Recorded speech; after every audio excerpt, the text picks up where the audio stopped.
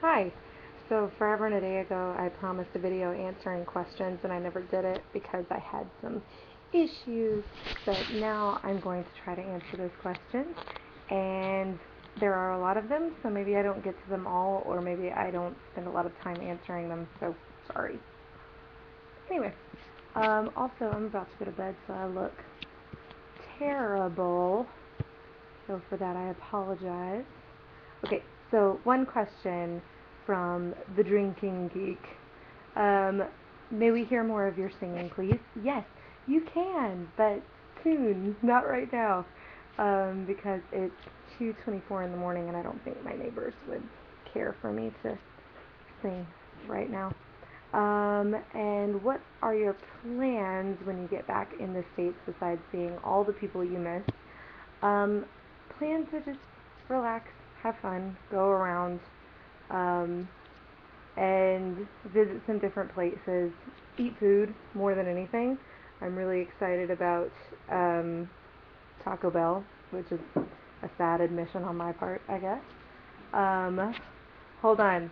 The man is sneaking in here very quietly to try to steal Sif away from me because she's playing with me and he wants her. I So want the kitty. go take her.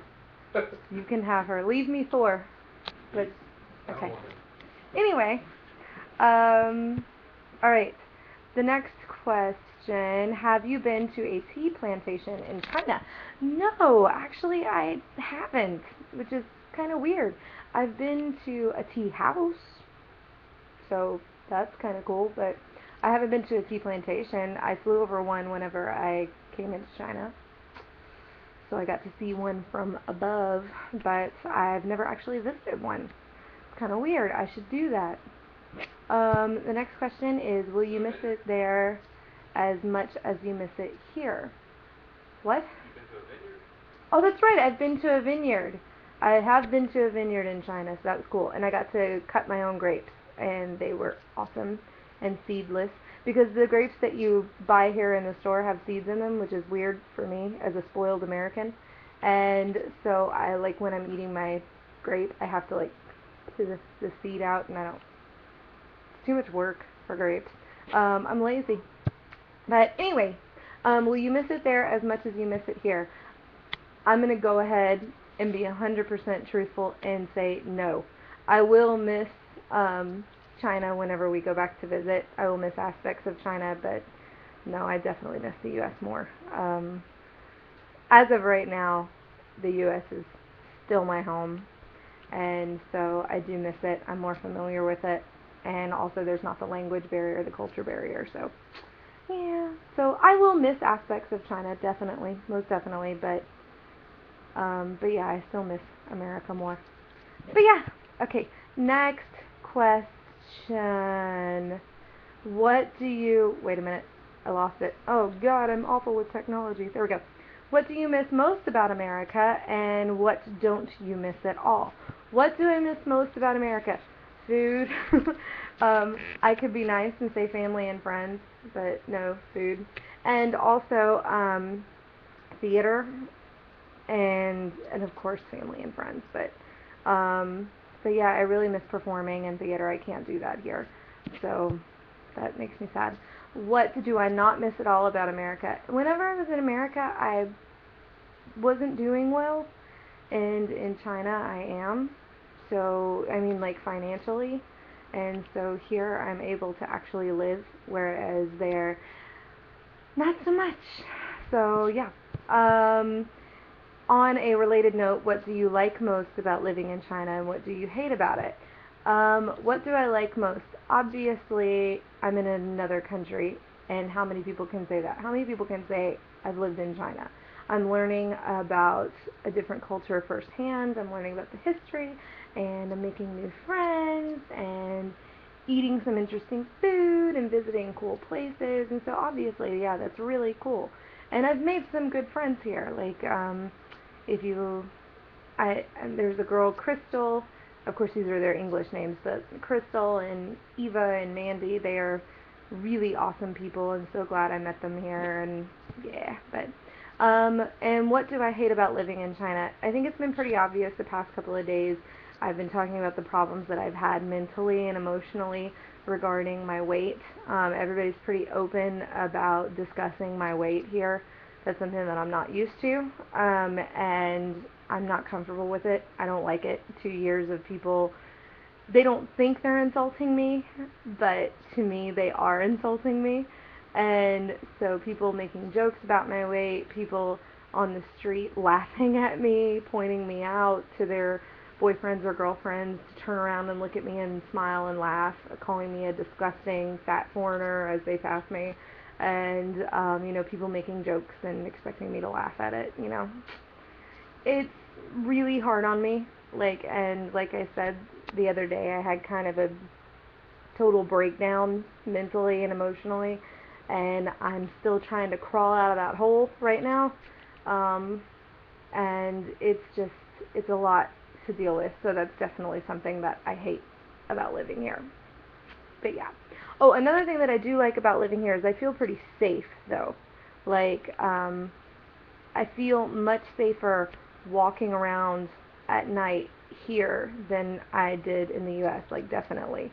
Like, I used to work at a school where I got off at 9 o'clock at night, and I would walk home by myself, and it didn't bother me.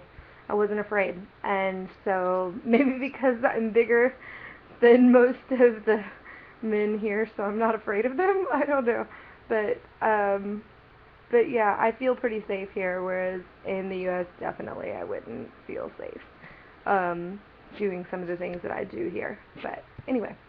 All right, another question. How old were you when you were first exposed to fandom culture, and when did you first become a part of it? This is a difficult question because it depends on what you consider fandom culture, I guess. I was, I don't know how to answer this.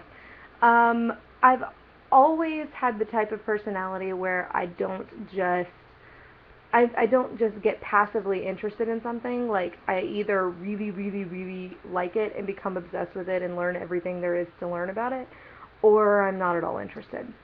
And that's just my personality. And so I guess technically, I was part of fandom when I was younger, with boy bands and girl bands, things like Spice Girls and NSYNC and Backstreet Boys and all those crazy kids. Yeah, so I mean, obviously I wasn't part of like internet fandom, but I had magazines and, pictures all over my wall instead of pictures all over my blog, so, I guess that would be my first real fandom experience.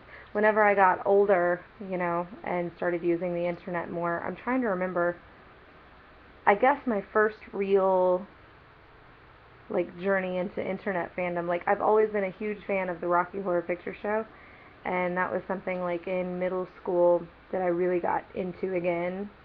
And so middle school, high school, whenever I had the internet at home, I would,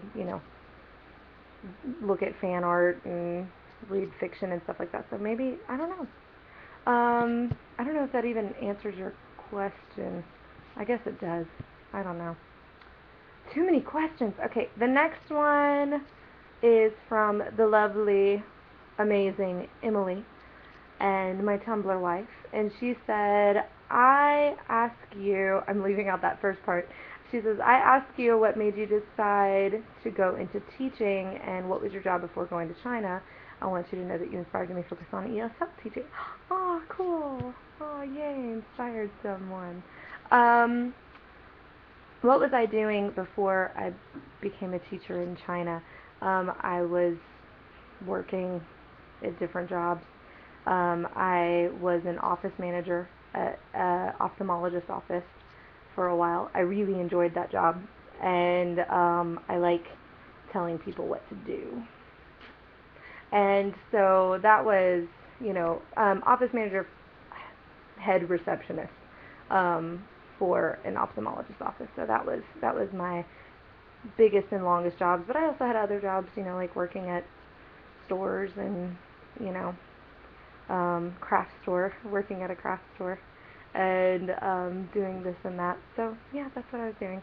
And what made me want to become a teacher was, frankly, the man, Brad, my husband.